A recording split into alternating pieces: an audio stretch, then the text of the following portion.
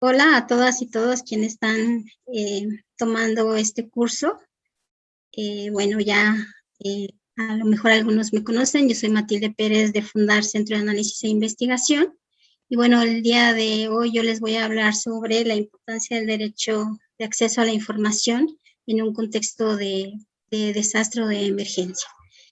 El derecho de acceso a la información es un derecho fundamental que está protegido tanto por leyes, por tratados internacionales como por leyes mexicanas.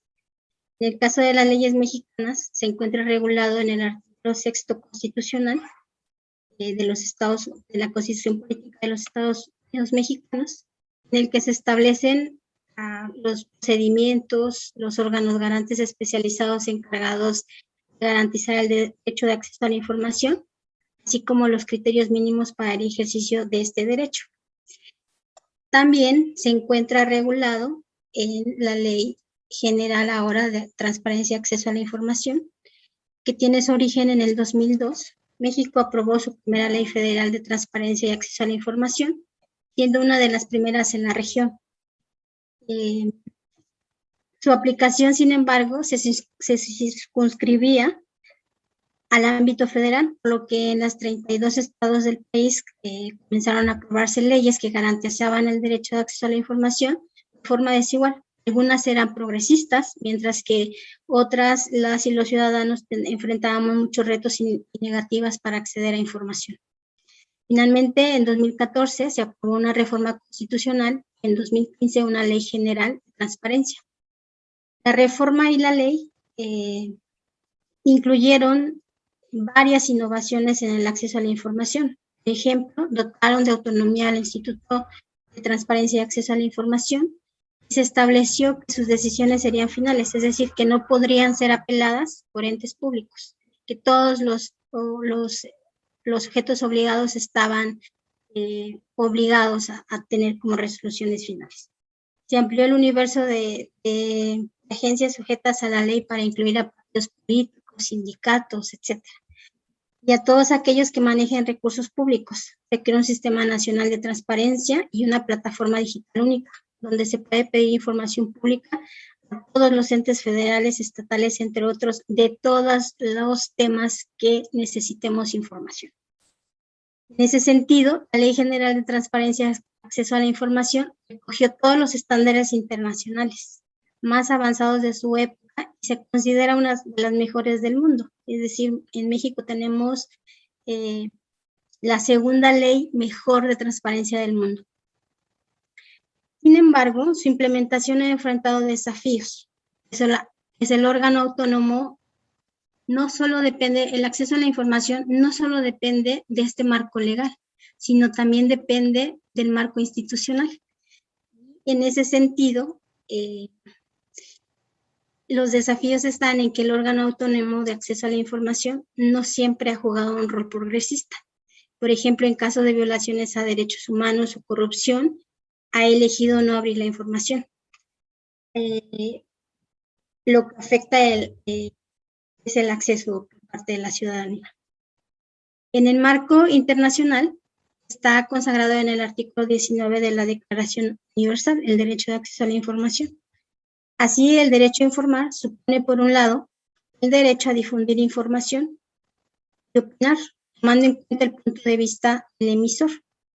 Por otra parte, el derecho a ser informada. Comprende los derechos de investigar, de recibir información y de escuchar opiniones. Dicho esto, hablando, digamos, en términos de marco internacional y nacional, el derecho de acceso a la información es considerado como un derecho llave que permite el ejercicio de otros derechos, como el de salud, el de educación, particularmente el de participación, entre otros. El DAI permite que accedamos a información pública gubernamental. Con esto podemos conocer qué está haciendo el gobierno, cómo está actuando, qué problemas está resolviendo, cuánto presupuesto está destinando para la atención de ciertos temas, con el propósito que podamos construir opiniones más informadas. Sin embargo, frente a todo este marco constitucional, frente al marco institucional que ya están también, claros y precisos frente a estados de emergencia provocados por desastres naturales y o emergencias sanitarias como la COVID. El tema de la información se vuelve imprescindible. Es contar con información detallada, oportuna, confiable, para que las instituciones, así como los ciudadanos, podamos implementar las acciones adecuadas para contrarrestar los riesgos y sus consecuencias. Y también las decisiones, que implican una gran cantidad de recursos materiales y humanos. En consecuencia, es fundamental, por un lado, garantizar el derecho de acceso a la información para asegurar la seguridad de las personas, y por otro, transparentar el actuar gubernamental para que se haga efectiva la rendición de cuentas. Es decir, necesitamos información que permita evaluar la forma en la que los gobiernos están enfrentando la situación, como cuántos recursos se están destinando al sector involucrado, y los apoyos los apoyos económicos que en todo caso se estarán destinando a las personas afectadas. Ante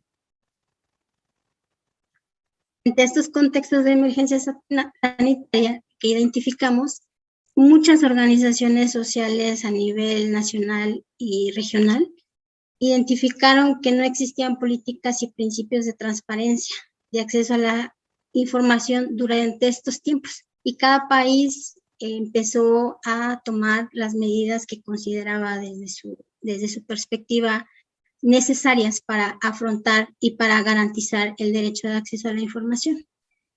Lo que identificamos también provocó descoordinación de las autoridades, mucha improvisación, limitación de las labores primordiales de los órganos garantes en la materia. Esta situación incluso ha provocado una vulneración al derecho de acceso a la información de la ciudadanía, porque los órganos garantes suspendieron actividades. En ese sentido, digamos,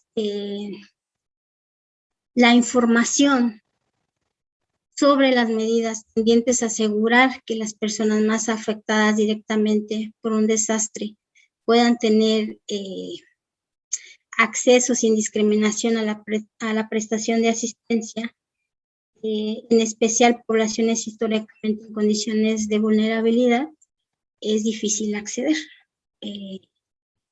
Era difícil al inicio de la pandemia, en el caso concreto de lo que ahora México y el mundo atraviesa. Sin embargo, el protocolo de apertura y transparencia ante el riesgo es una herramienta que se construyó en coordinación con el Instituto de Transparencia y Acceso a la Información de la Ciudad de México, organizaciones sociales, la iniciativa privada y algunos sujetos obligados que participaron en este proceso. El propósito es justamente poner sobre la mesa directrices que den luces hacia dónde las instancias, los sectores tendrían que colocar sus esfuerzos, y coloca una visión de derechos humanos. Va más allá de una visión catastrofista, hacia una visión de derechos humanos que tiene como punto de partida las personas y su derecho a saber, la integridad física y a la seguridad humana. Dicho esto, se hace patente la necesidad de que las personas accedan en todo momento a información que permita conocer las amenazas a las que se encuentran expuestas y brinden herramientas para protegerse y recuperarse del impacto negativo de los desastres, contribuyendo hacia sociedades más resilientes.